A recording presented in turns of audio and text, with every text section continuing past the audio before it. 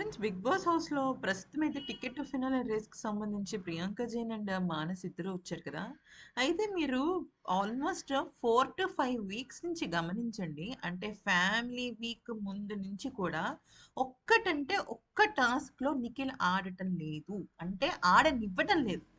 ప్రతి ఒక్కళ్ళు కూడా నిఖిల్‌ని పక్కన పెట్టేసి మిగతా వాళ్ళందరికి అవకాశం ఇస్తున్నారు. సో, దీనివల్ల ఫైర్ చూపించాలి. లాస్ట్ గేమ్ ఏంటంటే నిఖిల్ ఆడింది నాకు తెలిసి అంటే రెండోసారి మెగా చీఫ్ అయ్యాడు కదా! అవినాష్. ఆ టాస్క్ తప్ప ఏమీ ఆడల. అది కూడా జస్ట్ 1 అవర్ ఆడాడంతే. మొత్తం 4, 5 వీక్స్‌కి సంబంధించి. Yashmi and Prerana water task ఉంది. దానిలో కొంచెం గట్టిగా లాగాడు కదా! అదే లాస్ట్ టాస్క్. ఇంక తర్వాత ఇంకో టాస్క్ లేదు. ఏ ముహూర్తాన్ని గెలిచాడో గానీ నిఖిల్‌కి అసలు అక్కడ స్క్రీన్ స్పేసే ఇవ్వటం లేదు. ఓకే. ఇక నెక్స్ట్ సూడోకో గేమ్.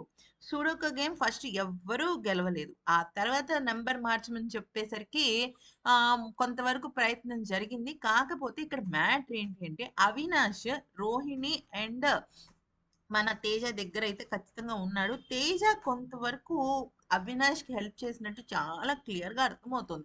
అదే విషయాన్ని పృథ్వీ, నబిల్ కూడా రైజ్ చేశారు. నబిల్ అయితే రైజ్ చేశాడు. తర్వాత పృథ్వీ కూడా ఆ మాట చెప్పినట్టు అర్థమవుతుంది. ఎందుకనంటే ఇక్కడ ఏమి పెద్దగా అది ఇటు పెట్టు, ఇది అటు పెట్టు అని చెప్పేదానికి లేదు. జస్ట్ ఊరికే వెనక్కి తిరిగితే పక్కన పెట్టు అన్నా సరే సరిపోతుందనమాట. ఓకే. అది బిగ్ బాస్ మరి మనకి చూపిస్తాడా లేదా అనేది కూడా తెలీదు. ఎందుకంటే అక్కడ జనాల దగ్గర ఉన్నప్పుడు చిన్న గుసగుసలైనా వస్తాయి కదా! సో, అది సంగతి. సో, అవినాష్ అయితే మొత్తానికి మాత్రం ఇంకో కంటెండర్ అయ్యాడు.